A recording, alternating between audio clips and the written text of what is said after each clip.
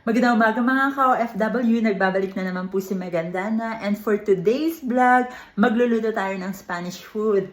At ito ay magluluto tayo ng albondigas. Let's start, samahan niyo ako. So ang kakailanganin natin ay mixing bowl. Wala kasi akong mixing bowl, so ito na lang muna kasi medyo malalim naman siya. Sibuyas at bawang, ground pork at ang mga seasoning. Alright? Let's start!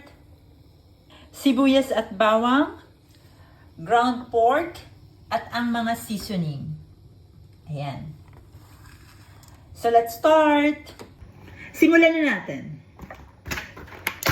Buksan lang natin tong ground pork. Lagay lang natin sa mixing bowl.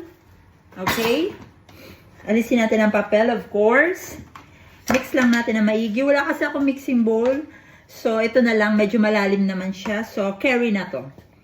I-mix lang natin ang ating sibuyas at bawang here. Magtira tayo para sa panggisa later. Ayan. Magtitira lang ako ng very, very light para mamaya sa panggisa. Ayan. Okay, so pwede na natin siyang i-mix all together. Okay. After mixing all together, ilagay na natin ang ating mga seasoning. Ayan, minimix ko na siya. Ilagay natin ating mga seasoning. Itong mga to. Okay, let's start. Una, lagyan natin na ground sibuyas. Sibuyas powder, yung gano'n. Pero konti lang, huwag masyadong. Lagyan natin ng sibuyas. Kahit may sibuyas na siya, may totoo na siyang sibuyas. Lagyan natin ng sibuyas. Okay, after, lagyan natin ng albahaca. Seasoning to, ang mga Spanish seasoning. Buksan na lang natin kasi parang ang tagal nung ganong. Yan. Lagyan natin ng perhil. Mga Spanish seasoning. Lagyan natin ng oregano.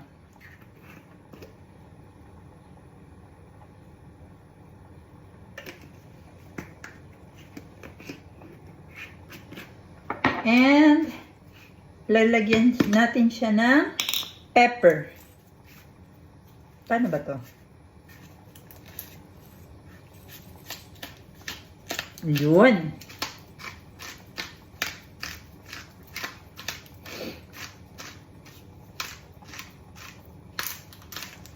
Okay, tama na yun. And, lalagyan natin siya nitong pimenton de la Vera.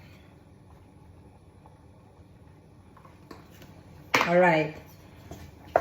Mix lang natin siya ng maigi. So, nakikita nyo yung mga ka-OFW. Mix lang natin siya ng maigi.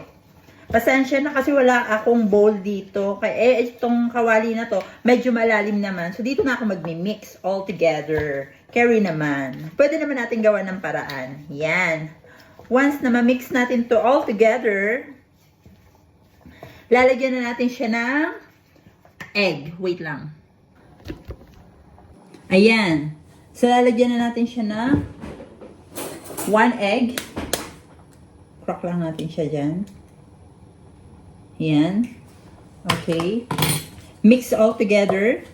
Mix lang natin maigi.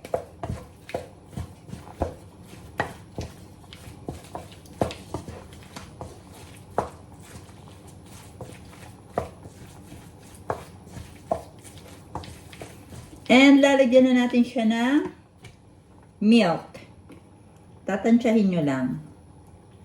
Para hindi ganong, yan, konti lang. And last but not the least, lalagyan natin siya ng breadcrumbs. Tansya lang din. Huwag masyadong marami.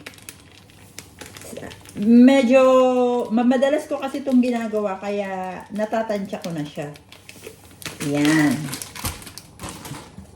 Pero syempre yung mga beginner magluto nito, kailangan sukat-sukat. Paalala lang po, hindi po ako expert dito sa pagluluto. Ako po ay mahilig lang magluto. Ayan.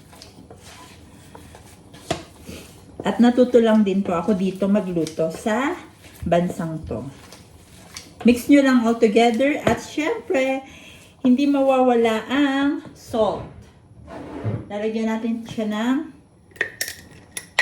little bit of salt. Yan. Alright.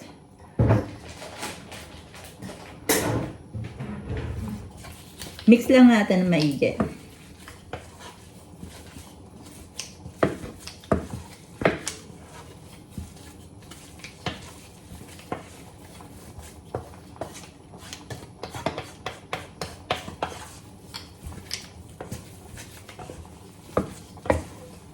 Once ganito na yung kinalabasan ng mixing natin ng karne nyo, pwede na tayo mag-start magbilog-bilog.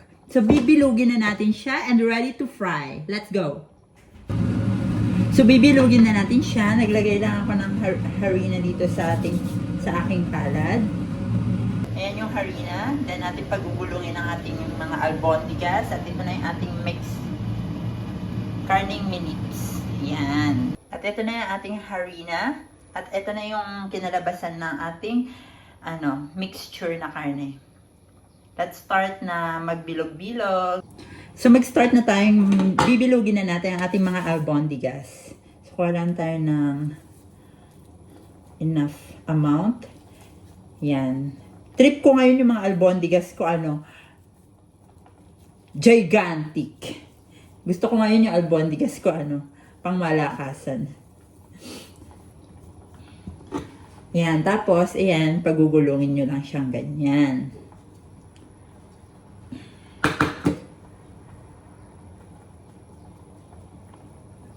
So, yan na.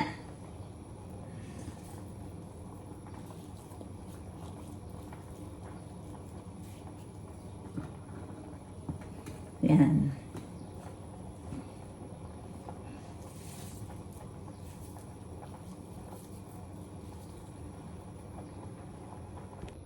So, yan. Pagbubulungin lang natin dito yung albondigas. And this is the last na albondigas na binibilog ko. And ito na yung ating mga albondigas. Now, piprituhin na natin siya. At ngayon, ayan na yung mga albondigas. Piprituhin na natin siya. Nakagawa ako ng 10 bilog-bilog na albondigas. Ready to fried! Ang pan, pasensya na sa kawali namin. And lagyan lang natin siya ng enough oil. Ayan, olive oil.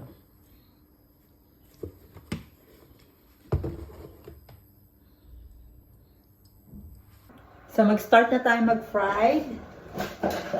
Kuha lang tayo ng ating mga pang-friedness. Be careful. Yan. Fry lang natin mga albondigas natin dyan.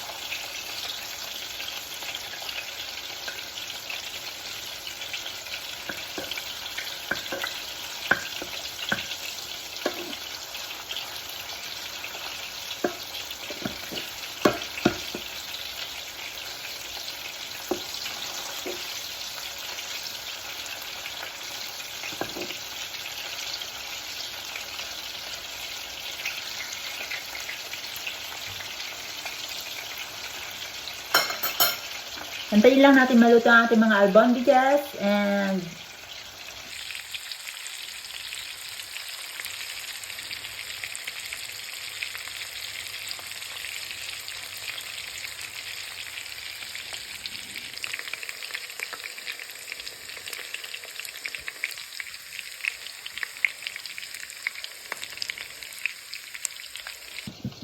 at ayun na nga, naprito na natin ang ating mga albondigas. Ngayon naman magigisa na tayo for sauce. Okay? Malalim, kawaling malalim. And tapos, gigisahin lang natin yung bawang sibuyas at yung mga sauce niya para makagawa tayo ng masarap na sauce ng albondigas. Let's go! Ito na yung albondigas na pinrito natin at magpiprepare lang tayo ng sauce dito.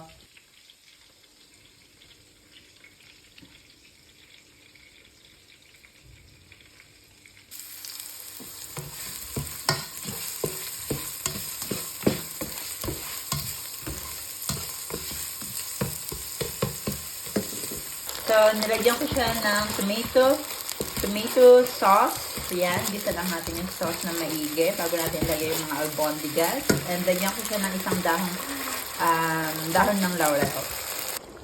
So, nahalo ko na yung sauce at nilalagay ko na ng isa-isa yung albondigas. Ayan. And simmer for 10 minutes. Paliguan lang natin, i-coat lang natin yung mga albondigas ng sauce para maglasa sila. Para hindi namang halatang ano sila. Separate silang niluto. Ayan. 10 to 15 minutes.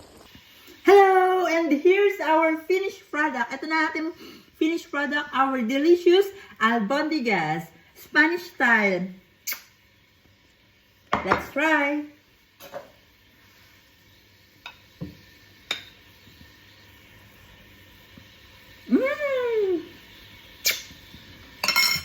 Albondigas!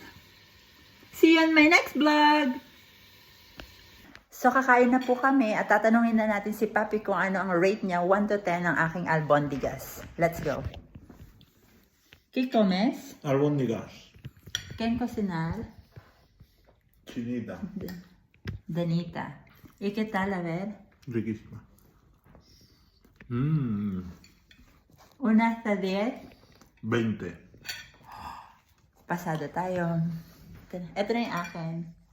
Kain na tayo.